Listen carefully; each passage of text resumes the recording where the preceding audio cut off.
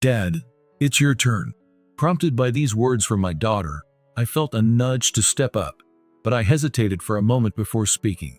Even as a systems expert, I wondered if it was appropriate for an outsider to intervene. Yet, the lobby was overflowing with guests waiting to check in. Customers, weary from a long flight, crowded toward the front desk in frustration. This was a rare sight for a high-end hotel, commonly frequented by American tourists. "I'm terribly sorry. Please, just a little longer."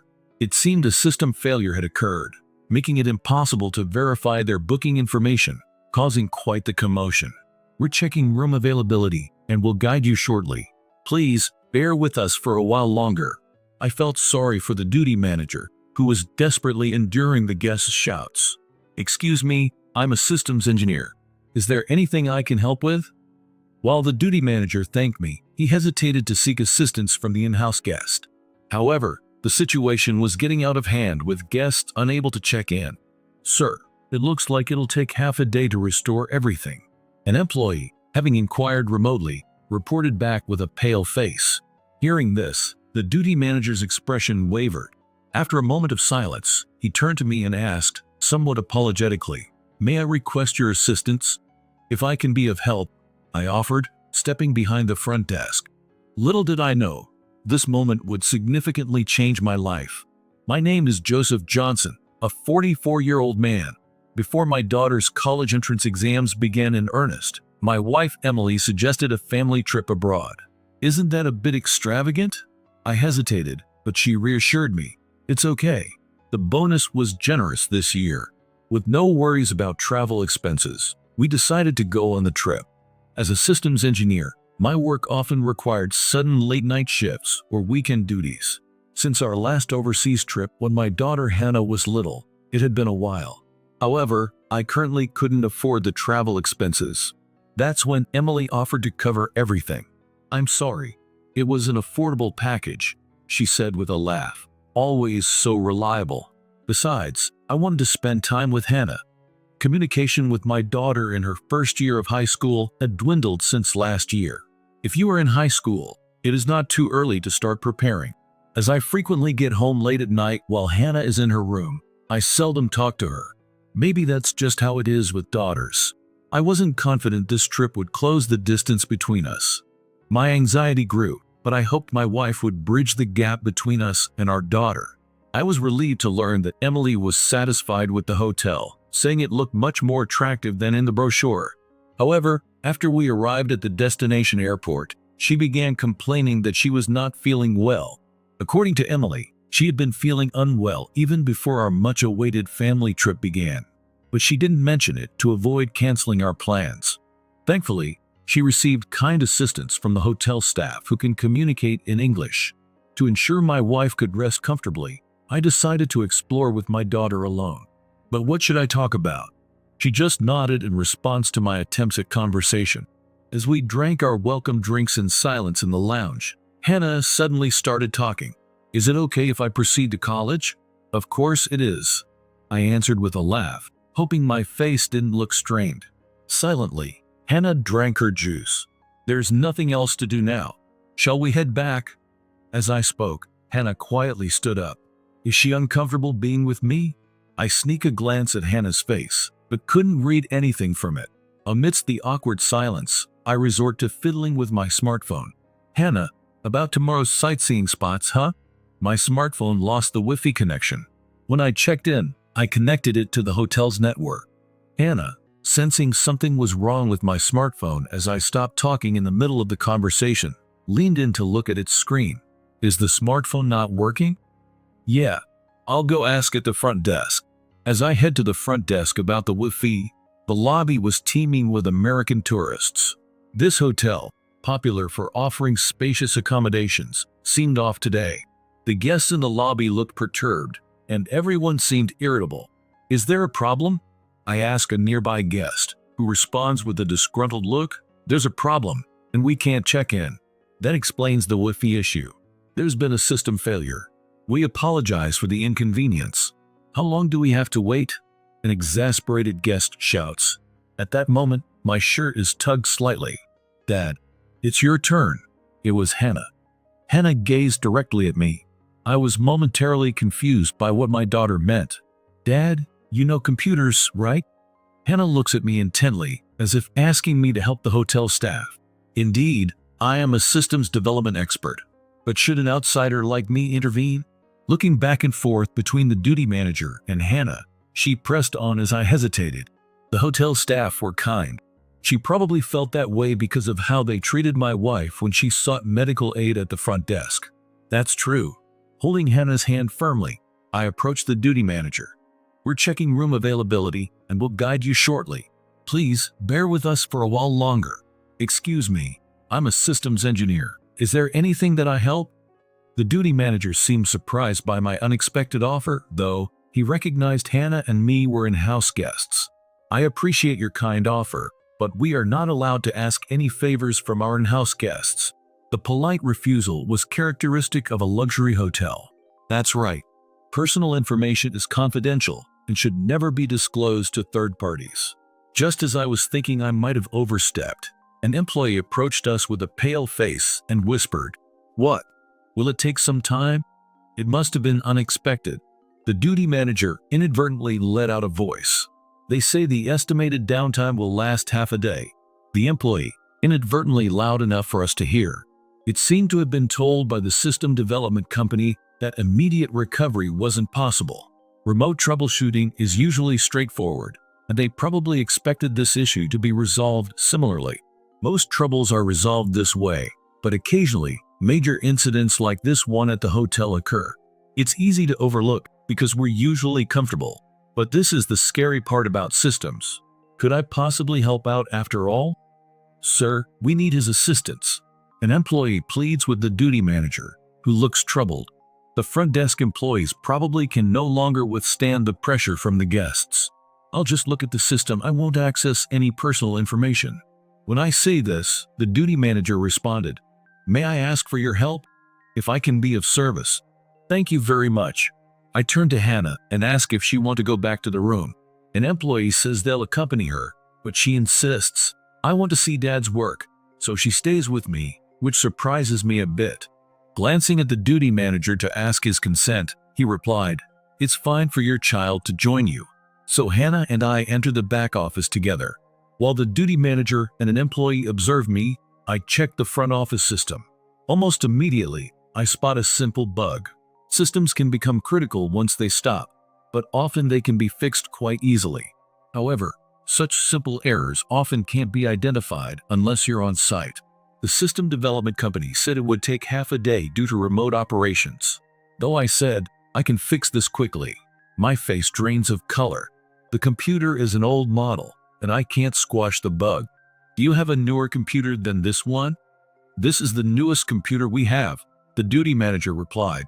So, I continue working to see if there's a workaround, but it's no use. The duty manager looked at me with pleading eyes as I sighed and paused the fixing process. "Hannah, could you go back to the room and bring Dad's laptop?" "Got it." The front desk is still crowded with irritable guests. An employee guides Hannah through a private passage. "Dad, here it is." "Thank you, Hannah." After thanking Hannah, I immediately get back to work and finish in under an hour. Amazing. It's been a while since Hannah praised me like this, and I'm visibly pleased when the duty manager thanks me effusively, making me blush even more. It's been a long time since I've been directly thanked for my work in system development, which lifts my spirits. Before I know it, the earlier commotion has quieted and the lobby is peaceful again. During dinner in the restaurant, which is filled with foreign charm, Hannah excitedly tells Emily about the day's events.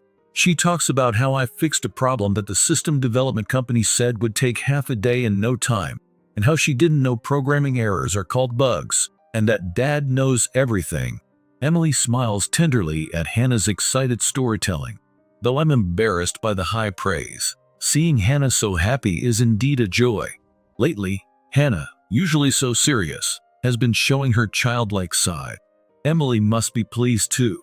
She gives me a relieved, happy smile.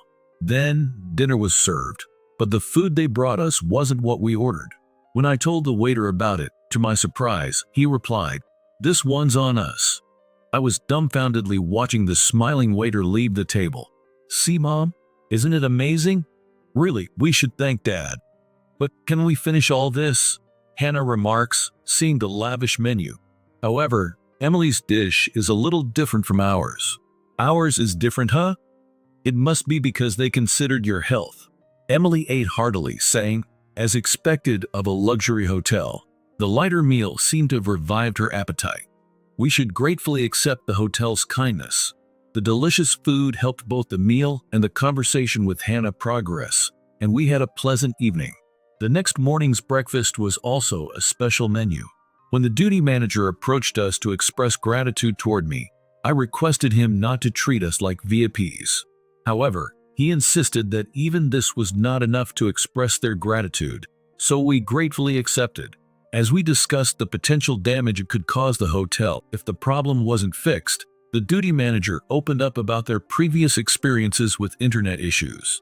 If we had fixed the issues at that time, this incident could have been prevented. He said that the hotel is now considering hiring a professional system troubleshooter. With due respect, may we humbly ask your company to handle our system management? The duty manager started apologetically, making me catch my breath. Hannah looked down, her mood dimming. Seeing the duty manager's puzzled face, I explained. Actually, I was terminated from my company. Oh, I apologize for that. As I watched the manager's confused expression, I reflected on my bitter past. As I remembered my bitter past, I thought back to my childhood love for programming and studying for my aita diploma. I excelled in school and easily landed a job at a well-known aita company. Being a graduate of computing infrastructure and network engineering technology, I was immediately valued in the field. Through my work, I realized that programming skills alone weren't enough and began to voraciously learn about it-related knowledge, quickly becoming involved in major projects. It wasn't about outdoing my peers, I simply loved my work. Even as a fresh graduate, the company trusted me with significant tasks, and I was proud of that. During those days, all I wanted was to be a more dependable person. To achieve my goal, I studied intensely, which led some colleagues to label me as a workaholic or too serious.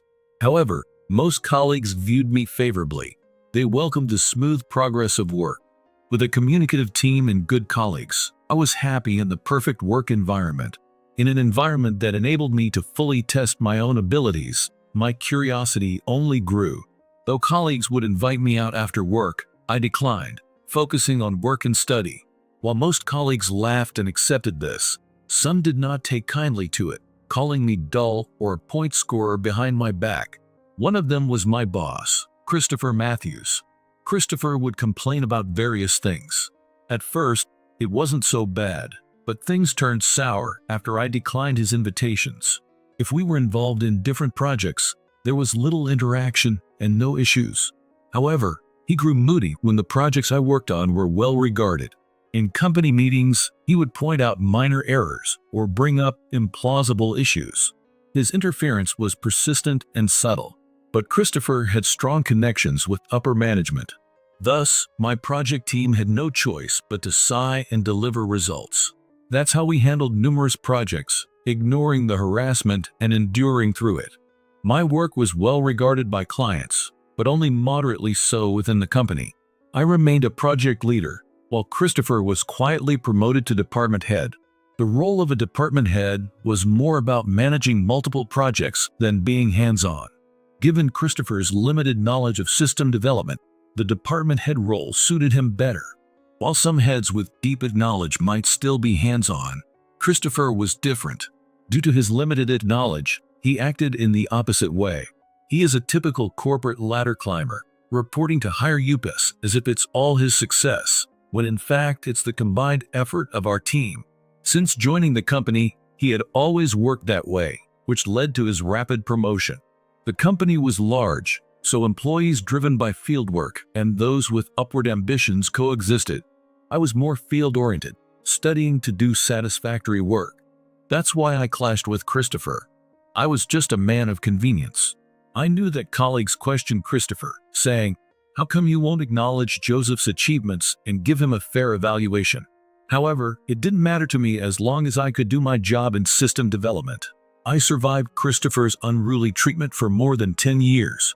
all thanks to my ability to avoid any conflicts.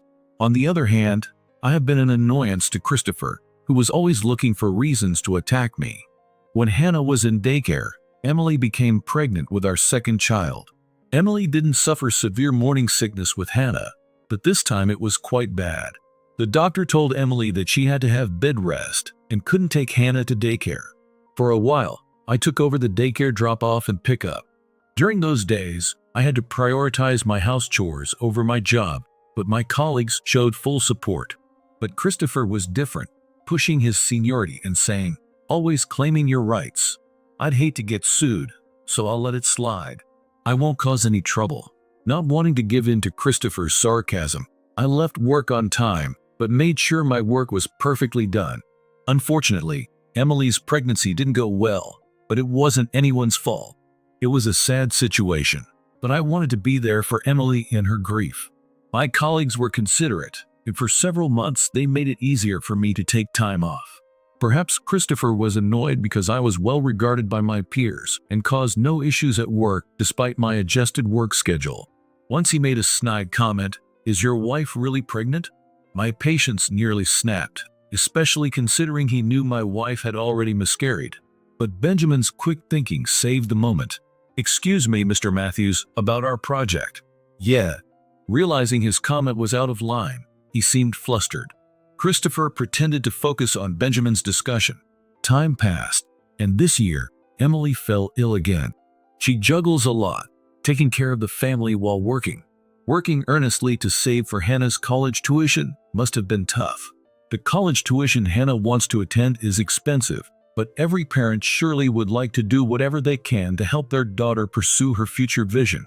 Without hesitation, I informed the team that I couldn't work overtime.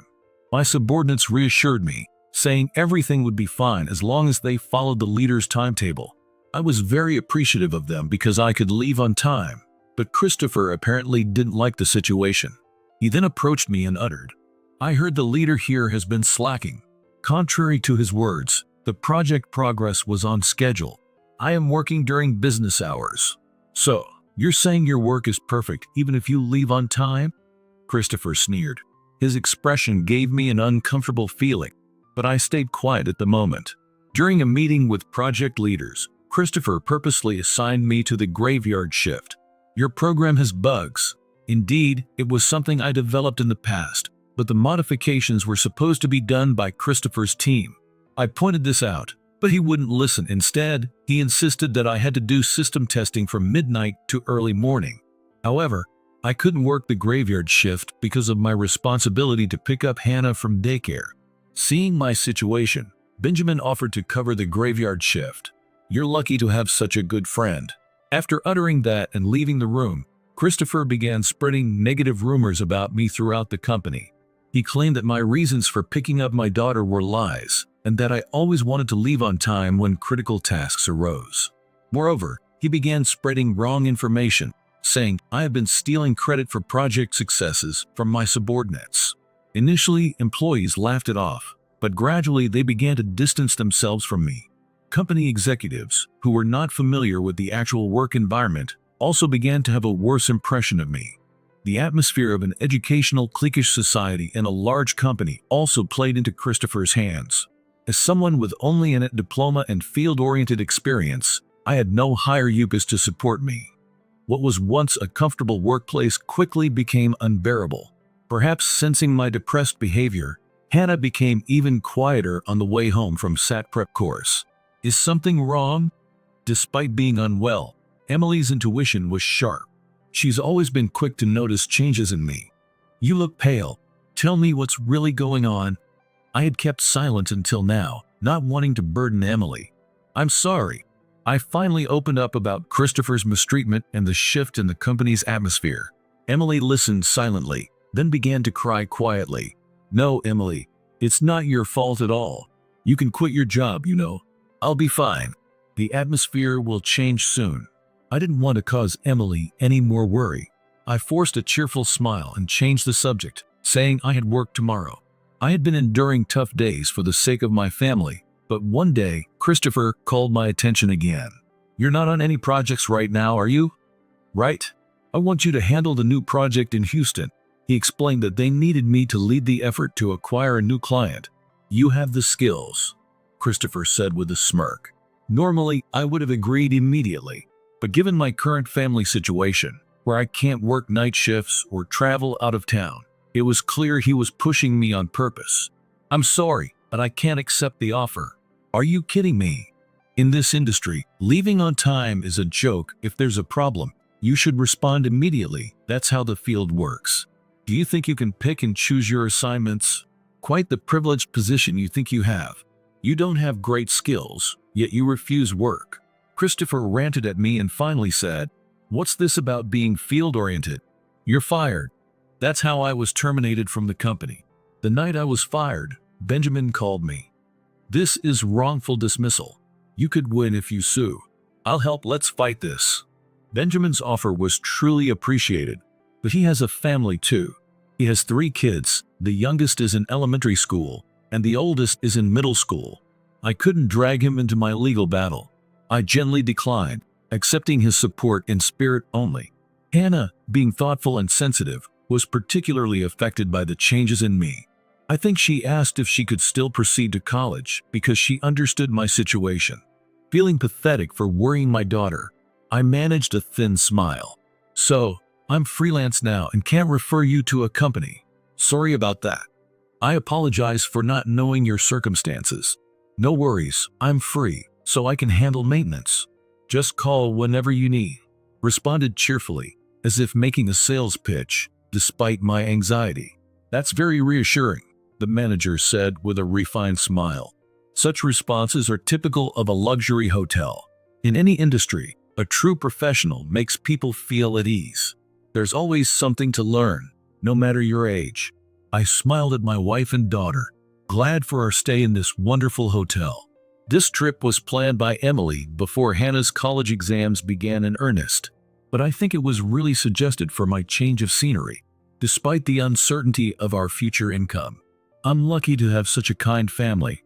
To repay Emily and Hannah's support, I made sure we thoroughly enjoyed our stay at the resort.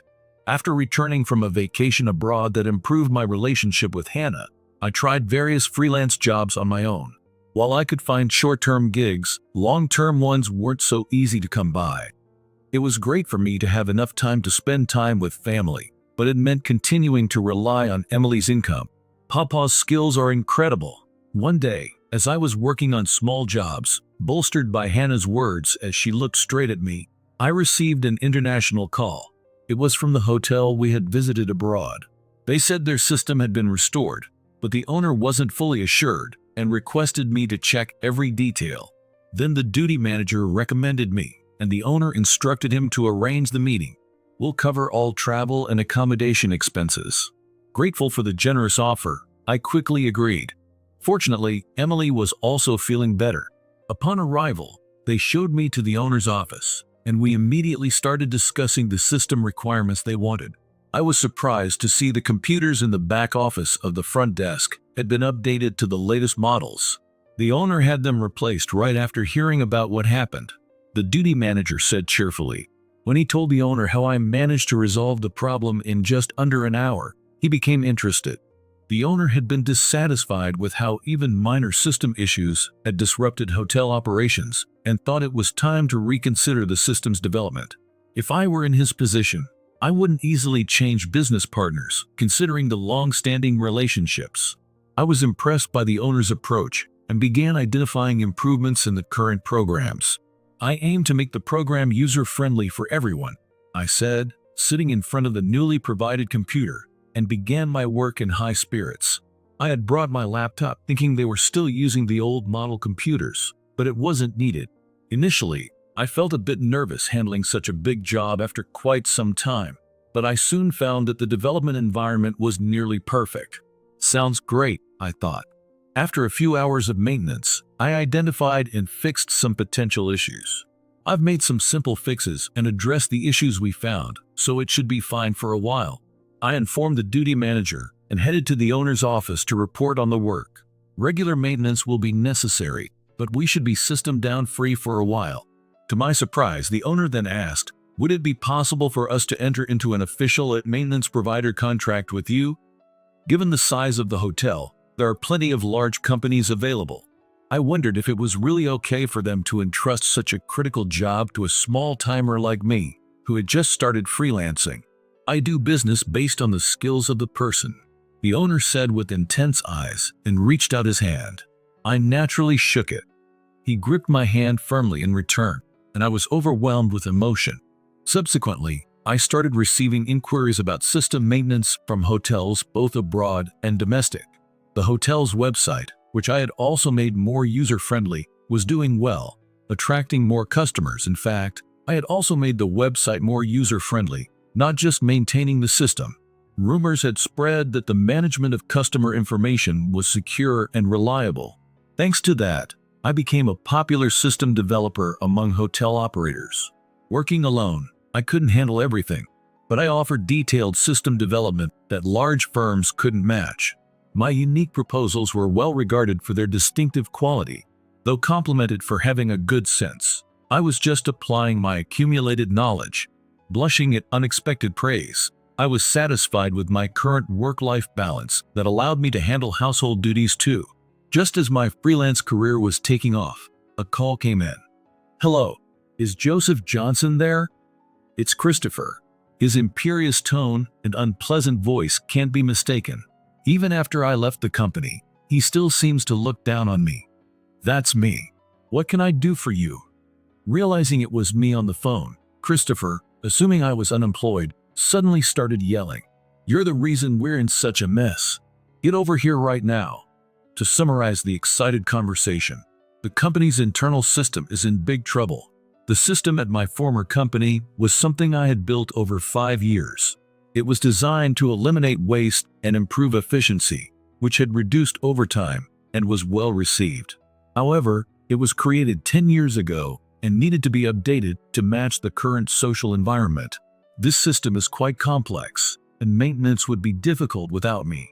Foreseeing that it might become outdated, I had started creating a manual in my spare time. When Christopher relentlessly forced me out of the company, the manual was not yet completed. Moreover, he shredded it, saying, "Do we even need something like this?"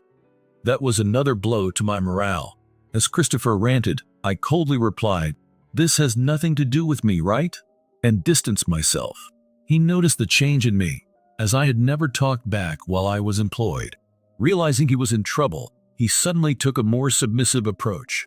He begged me to return and offered reinstatement, saying he could now provide better conditions since he was the director. He even brought up a higher salary just to persuade me to come back to the company and create the manual. I interrupted his desperate pleas and said, "No amount of money could make me want to return. You, of all people, should understand that best." And then I hung up the phone. My heart was pounding. It was, after all, a program I had created. There were colleagues I had helped.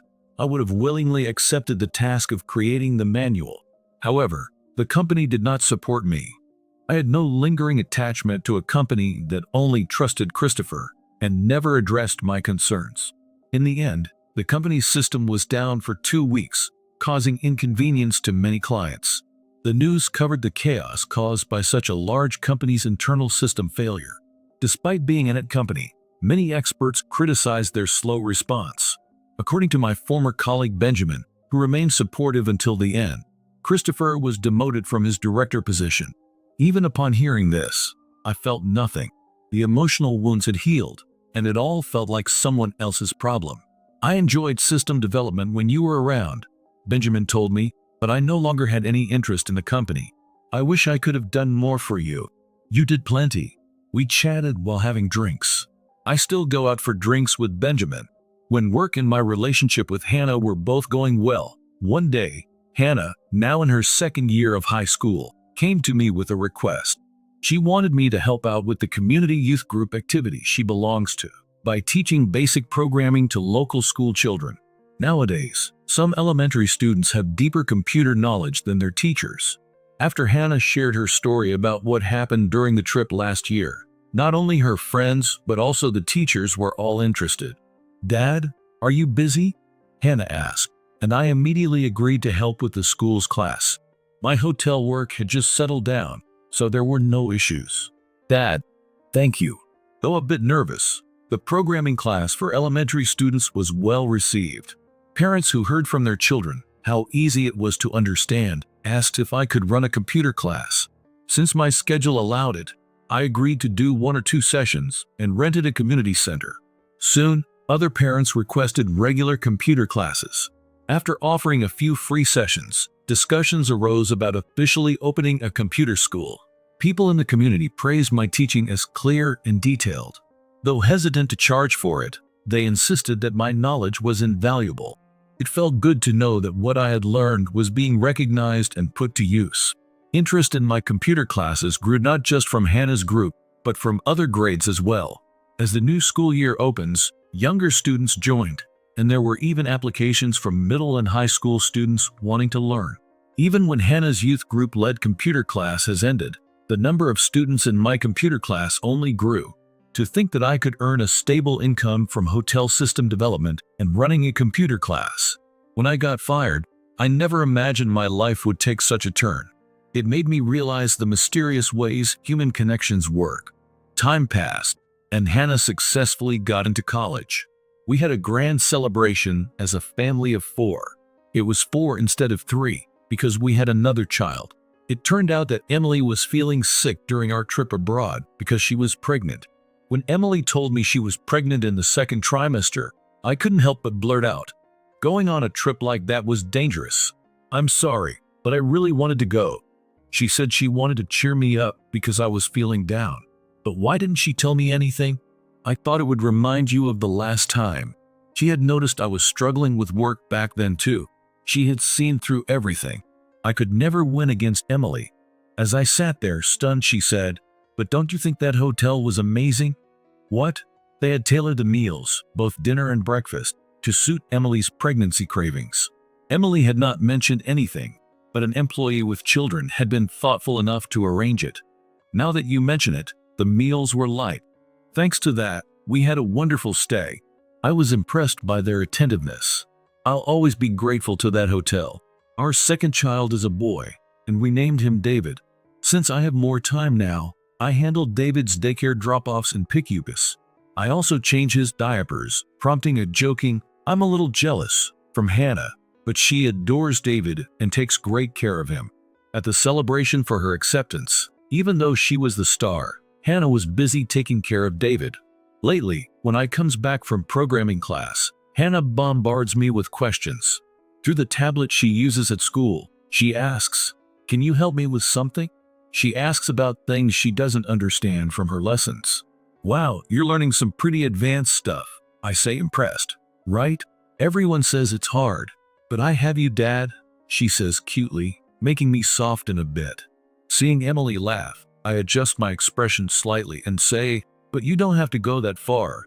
Hannah replies, "Because I want to be a software engineer like you, Dad." Embarrassed by her own words, Hannah hurried off to take a bath. As I sat there, too moved to move, Emily quietly brought me a cup of coffee. From then on, Hannah kept asking me programming questions. As her knowledge grew, her questions became more pointed, prompting me to learn new things to help her. This also benefited my work, giving me useful insights. Teaching Hannah and the kids in the programming class often gave me new ideas for my work. Life is indeed a continuous learning process. The studies from my days as an employee were now paying off. This made me realize that I still had a future full of challenges to tackle positively.